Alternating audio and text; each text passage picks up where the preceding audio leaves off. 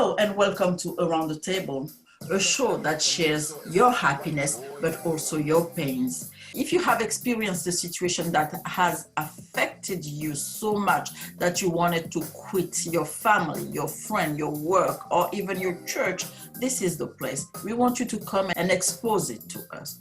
Today we have Henry Jordan. We have invited her to give her impression about the interview on Meghan Markle and Prince Harry. Thank you so much, ABB, for having me. My name is Jordan Henry. I'm a student at Cal State Northridge, and I'm a journalism major. And in the future, I hope to be a reporter. Thank you so much, Jordan, for accepting to be part of this discussion. And what's bring us here today is the interview with Meghan Markle and the Prince Harry. Have you watched it? Yes, I've seen it, and wow. So what is your personal impression about the overall, and then we will get into the details? I guess for me, I definitely feel sad for Meghan, especially, and Harry. And I definitely feel sad for, Archie, like when he does grow up, because he's going to have to see that and think about his, the things that his family's had said. And so I definitely feel some empathy towards Meghan. And I think a lot of times, a lot of people would look at mixed people who are lighter complected and think that they don't have any problems or any things that go on in their life, but that's not the truth. Because, as you can see, she's going through so many different things. And at the same time, she had a baby, and then there's this whole media circus about her, and just thinking about the toll it takes on her and being a mother. And so for me, it's just really sad. Talking about media, do you agree with the British tabloid when they said that Meghan orchestrated the Brexit? The Brexit is Britain. It's two words, Britain and exit. Great Britain, which is UK, is no longer part of the European Union. The British tabloid said that Meghan orchestrated the Brexit. So what do you think about that? Do you think she orchestrated? Do you think her ambition from the beginning was to do that? Or she did that because of everything that went on? I don't think she orchestrated. I think it's just too much drama going on that it's hard for me to believe that she would do that. I think it was really true love. And if Prince Harry is going against his family and speaking out about it, I think it must be true. I can respect that. Now, Oprah asked her if she made a background check on Prince Harry and his family, and she said no. What do you think about that? Do you think that she should have? Do you think that you will do in your personal life, whether you are a commoner or royalty? Do you think this is something that she should have done? I think with love, sometimes, I think especially with celebrity couples, sometimes you're trying so hard to be like normal people. So they think that they don't have to take those extra precautionary steps. And sometimes I think those steps are necessary if you're a high status celebrity. But in her case, I think she just thought, oh, well, he's a prince. It'll be fine. And so I think that that's what a lot of people think. And I think also to her being a mixed woman and not being like much darker, maybe she just thought, oh, well, I think I'll be fine, and a lot of mixed people think that. But racism doesn't have any, racism doesn't pick particular colors to be raised. Racism is just racism all around. So I think that that's kind of an eye opener maybe for her, and also too for every mixed person that, kind of saw that and who's also lighter complected and who saw that interview was like, wow. And that makes me asking you another question that's going to take us a little bit away about them. She's a light complexion. She thought she will get away with certain things, right? Especially racism. But obviously it's not the case. What do you have to say about that? As you're a mixed person yourself, I don't want to offend you. Do usually mixed people think about that when we know that with the one drop rule, whether you can be as light-skinned as a white woman, black is black. You have black in you, you will be considered black. What do you have to say about that? I think a lot of times mixed people do get away with, saying those things and getting away with it just because they are lighter complected. And I do think that that's wrong because, like I said, racism comes in all forms. I don't believe it should be just particularly to just different certain skin tones. And so I think in this case, there is something going on with that community that hasn't been talked about. And a lot of times it has to do with overlooking all the racism that happens around them. A lot of times, me even being mixed, I have friends that are different ethnicities than me who aren't black at all. And sometimes they'll say some things around me and I'm just kind of like, do you think just because I'm mixed that doesn't hurt me? You know what I mean? Oh, because I'm lighter complected, that doesn't hurt me, but it does, you know? And so I think, Give us an example.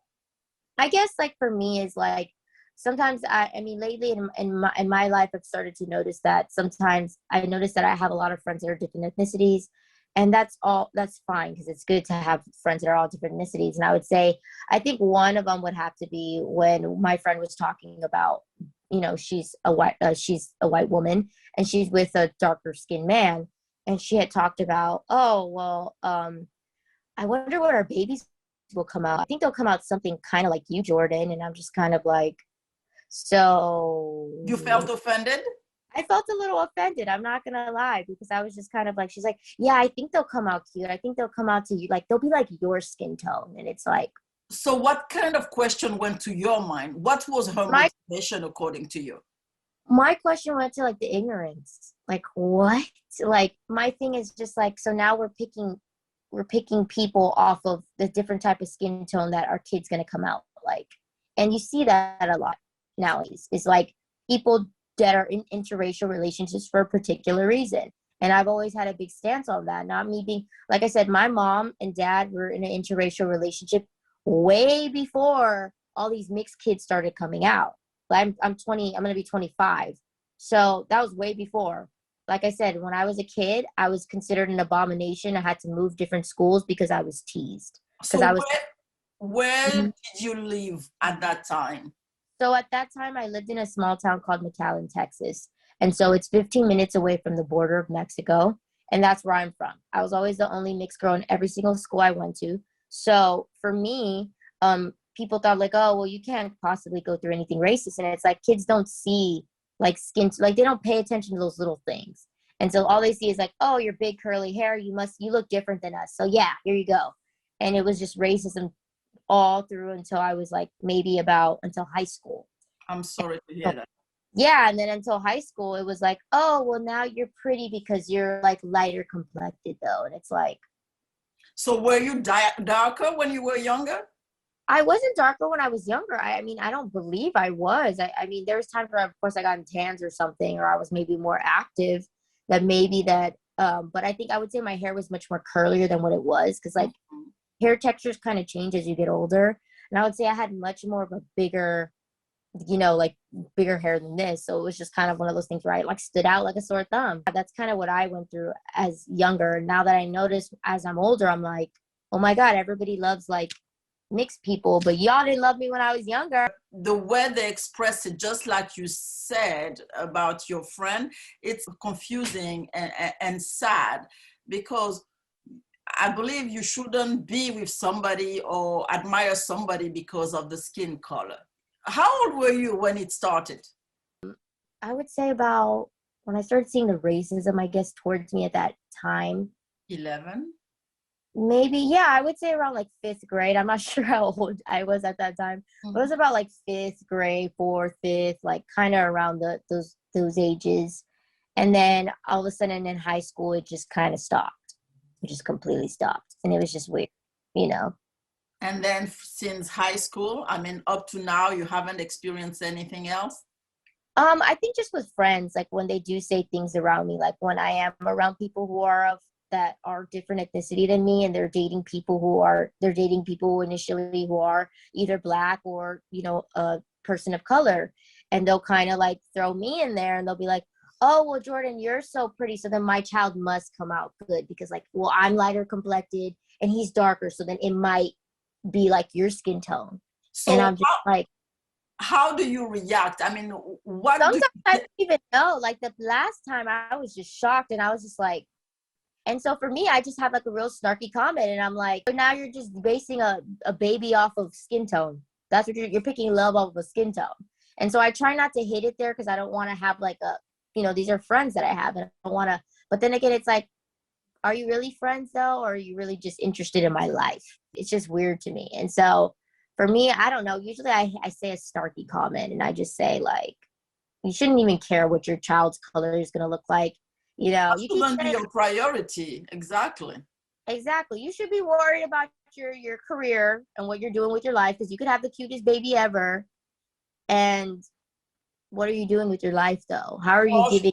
or should be worried that your child is healthy, that Mhm. it doesn't come handicap of any sort, Yeah, or with a disability, and that's what a lot of people don't realize. And also too, that's one thing as well. And so when you first had a kid, like what was that kind of like for you? She's like, honestly, I just prayed that you guys were healthy. And I think nowadays is like we have a generation of people who are ungrateful. They're ungrateful. They want this. They want a baby that looks like Kylie Jenner's baby. Like it's like, for instance, when has life ever been like that? Or they like people just say that they want a mixed child, like they're on trend right now, and so it's just crazy to me. So it's a fashion. I think to me it's a trend going on right now. It's a trend of celebrities having babies with an interracial dating, which I'm totally fine with. I'm open to all interracial dating. It does not bother me. It only bothers me when people are doing it for a particular reason. You get what I'm saying? That's the only time it bothers me. Otherwise, if you want to have interracial, I'm the product of an interracial marriage. So for me, it doesn't even bother me because I know my parents are in love. They're still together. They've been together for 26 years. So for me, I know that that's real love.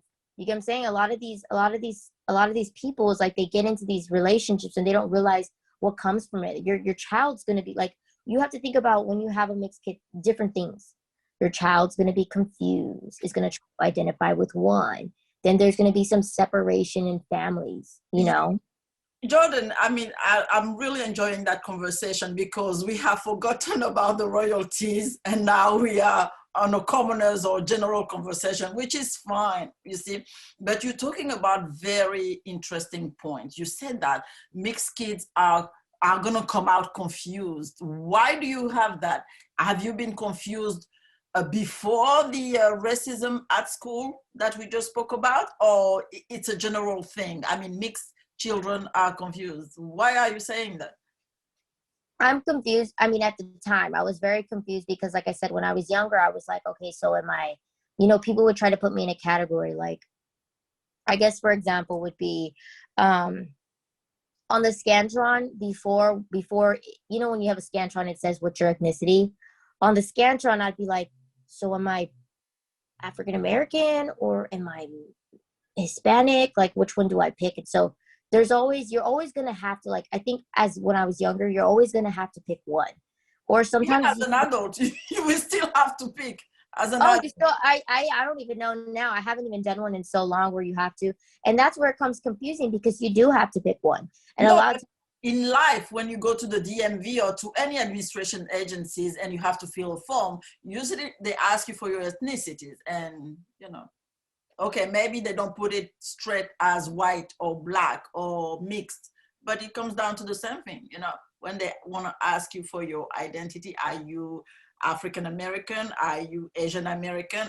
It's another way of classifying. yeah, I would say it's just confusing in that aspect. And then, like I said, your family, like you'll kind of be confused on like which one. I think a lot of times it's like, which one do you pick? You know what I mean? And so for me, I felt like I had to pick which side.